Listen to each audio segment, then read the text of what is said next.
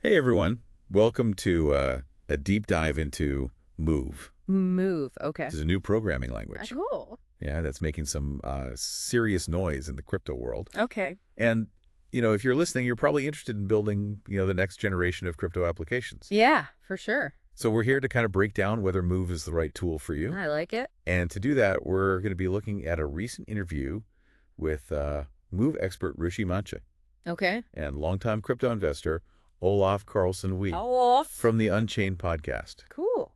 Now they really got into, the potential of Move Yeah. and whether it could actually become like the dominant Whoa. programming language in the entire crypto space. Bigger than Solidity, even. Yeah, bigger than Solidity. Wow. That's a big claim. That's a big statement. It is. But it's an interesting question, right? Yeah, totally. I mean, we're not just talking about, a new language here. Right. Move represents a whole new way of thinking about security and how we manage assets in crypto. Yeah, exactly.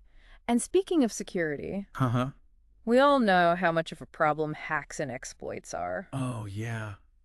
Millions lost every year Right. just to these kinds of things. Rishi actually mentioned that it took him 6 months 6 months. to build a DAX in Solidity. Okay. That's a decentralized exchange, just so you know. Yeah, a decentralized That's exchange. for our listeners. But only 3 weeks in Move. 3 weeks, that's crazy. Yeah. So much faster. So that speed difference is pretty impressive. For sure. But it's not just about speed. Right. Like Move has these built-in features Uh-huh. like static typing and formal verification Yeah. that are specifically designed to prevent the kinds of vulnerabilities Yeah. that have plagued Solidity. Right, like those reentrancy attacks and stuff. Remember the DAO hack Oh, man, classic example. on now. Ethereum? Yep. That was a classic 100%. example of a reentrancy attack. Totally. And that's Yeah, something that yeah. Move would probably just like stopped in its tracks. Yeah. It wouldn't have even happened. Because it's almost like having like a security guard Yeah. built into the language itself. Total, like a super-powered security guard to you. Right. It's constantly watching over your shoulder. Catching bugs Yeah. before they can even be exploited. Before they can even do any damage. Yeah. That's pretty powerful. Yeah. I mean, that's especially important for those complex applications like DeFi platforms Oh, yeah. DeFi for sure. or blockchain-based games. Yeah, or anything where you're dealing with, like, a lot of value, Right. money, tokens, Yeah. NFTs. Yeah. You really don't want any vulnerabilities there. So you're saying it's like an extra layer of protection Yeah, like a safety net. built right in. Exactly. Okay. Yeah. And this actually brings us to the concept of resource-oriented programming, Resource-oriented programming. which Move is built on. Okay. Now, they used a gaming analogy Oh, yeah. to explain it, Okay. but I'm not sure Yeah. it quite landed for me. Gaming analogies, sometimes they're a little bit out there. Can you kind of break that down? Sure, yeah, I can give it a shot. Yeah. So, think about it this way. But- In a video game, you've got all sorts of different items, right? Yeah. You've got weapons, you've got armor, you've got potions. Right. Each one has its own, like, special properties and Uh-huh. its own rules for how you can use it or trade it. Okay. Resource-oriented programming in moving uses. It's kind of like that. Okay. Every asset on the blockchain, Okay. whether it's a token, an NFT, whatever, Right. it can be programmed with its own set of rules Okay. and permissions Okay. that controls how it can be used Okay. or transferred. So it's like each asset has its own customized security system. Yeah, that's a good way to put it. Okay. It's a little bodyguard for your digital stuff. Which makes it a lot harder for bad actors to mess with them. Exactly. It's like trying to pick a lock when every lock is completely different Right. and super secure. That's a big deal, especially when you're talking about millions or billions of dollars. Oh, yeah. Especially in the crypto world, Right. where things move so fast. Right. And there's so much value at stake. So anyone building crypto applications, this is huge, Absolutely. And especially when security is paramount. security is like the #1 priority Right. in this space. Okay, so now things got really interesting when they started talking about the movement network, The movement network, which is a layer 2 solution built on top of Ethereum. right, built on Ethereum, but using Move. Right, using Move. That's an interesting combo. It is. Why build on Ethereum if they think Move is so great? Well, that was a strategic decision. Okay, They wanted to leverage Ethereum's established security, sure, Ethereum's got that going for it. right, and that large network of users. Yeah, network effects are huge. Right. But they also wanted to address some of Ethereum's limitations. Right, like the scalability issues They and cut- the high gas fees. So it's almost like they're trying to have the best The best of both worlds. of both worlds. Interesting. But then Rushi made some pretty pointed comments about EVM, EVM. Okay, so Ethereum virtual machine. based layer 2 solutions, Uh-huh. claiming they suck He said compared to something like Solana. Whoa, he didn't hold back. No, he didn't. That's a pretty strong statement. Yeah, and it was a bold statement, Yeah, for sure. but he's not entirely wrong. I mean, EVML2s, they can have some issues with user experience, transaction speed. Especially when you compare them to a network like Solana. Right, Solana is built for speed, low cost.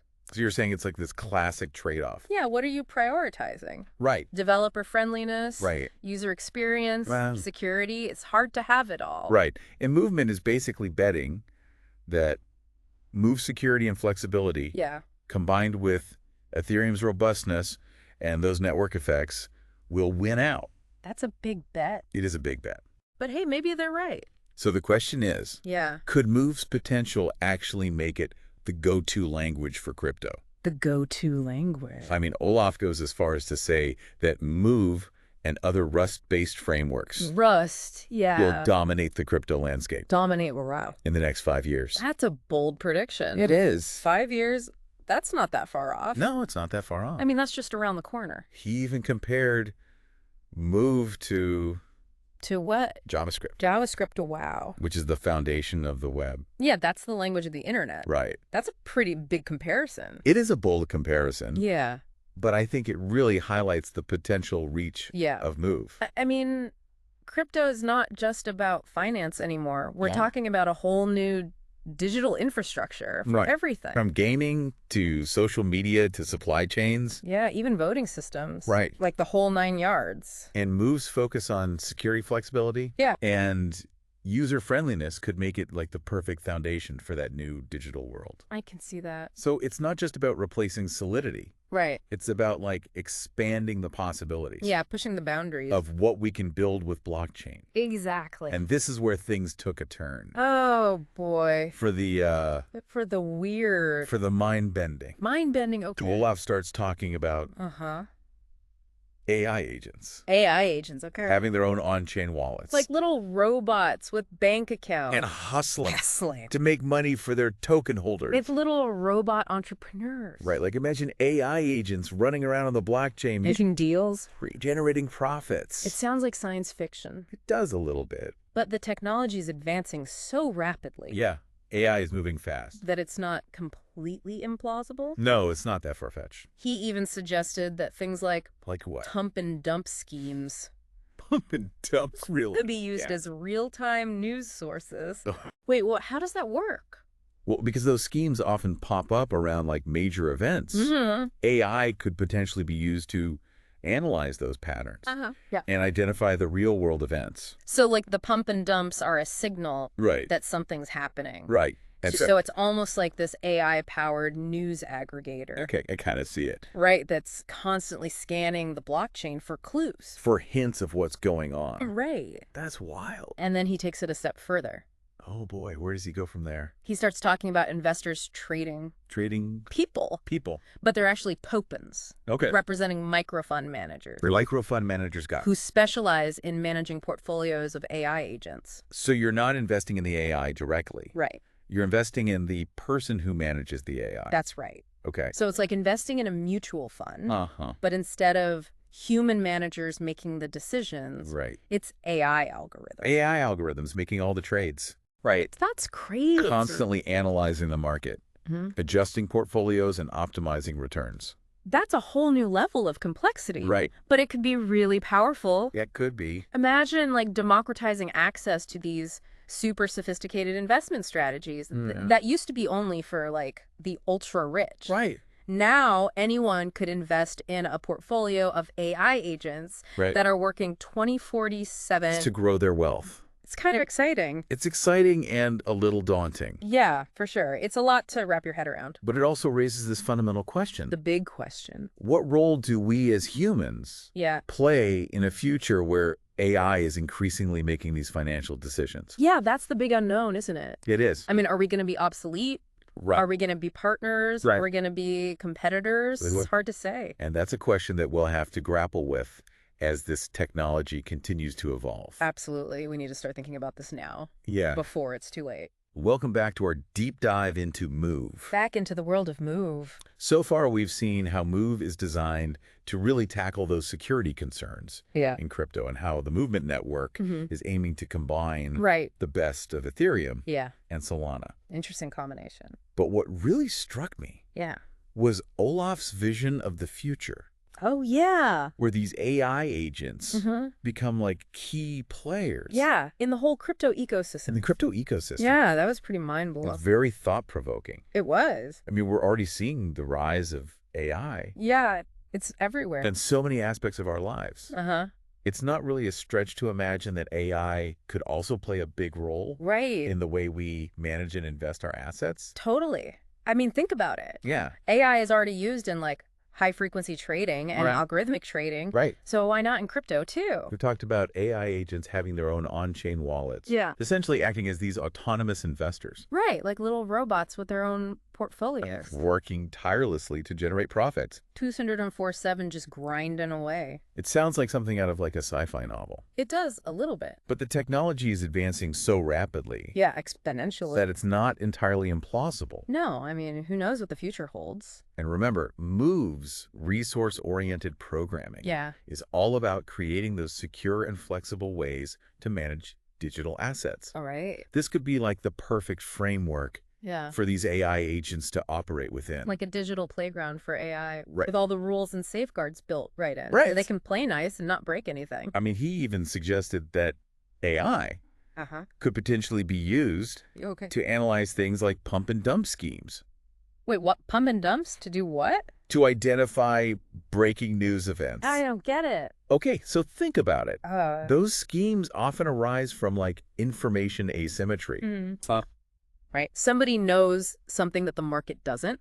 Okay. And they exploit that knowledge for profit. So they're like insiders. Right. Okay. AI could potentially be used to analyze those patterns and identify the real-world events that are driving those market movements. So like the pump and dumps are a signal. Right. They're like a canary in the coal mine. That something's up. Right. That's pretty clever. It's like having an AI-powered news aggregator that's constantly scanning the blockchain. For clues. For those hints of what's happening in the world. Well, that's wild. It is. I like And then he takes it like a step further. Okay, here we go. He starts talking about this concept of trading people. Trading people? What does that even mean? So they're actually tokens. Okay. Representing microfund managers. Okay, microfund managers, I'm following. Who specialize in curating portfolios of these AI agents. So you're not investing in the AI directly. Right.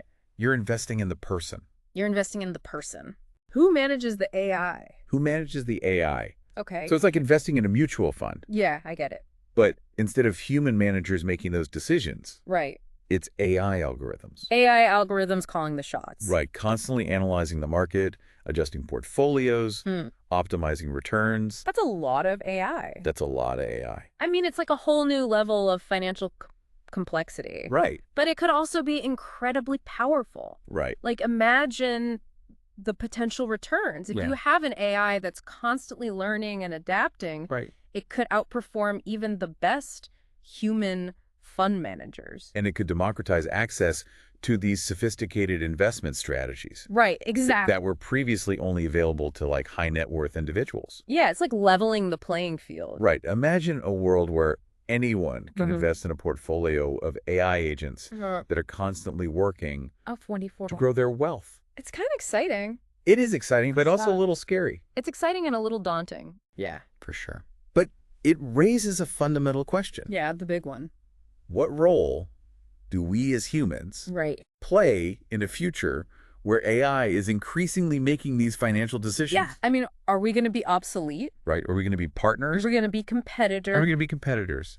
It's hard to say. It's a question that we'll have to address as a society. Absolutely. It's something we need to start thinking about now. As this technology continues to evolve. Yeah, before it's too late. Olaf seemed optimistic. Okay. That humans would still play like a vital role. Okay. Perhaps setting the overall strategy while the AI handles the execution. So like we're the coaches. Right. And the AI is the players. Exactly. Okay, I like that analogy. It's like having an AI co-pilot. Yeah. For your investments. Helping you navigate the market. Right. Cool. Helping you navigate that increasingly complex world of finance. Yeah, because let's face it, finance is getting pretty complicated. It is. Especially with all this new technology. But before we get too far into the future, back to reality, we need to talk about something that's happening right now. Okay. The emergence of these American coins. American coins. Oh. And the U.S. government's growing interest in crypto. Yeah, that's a big one.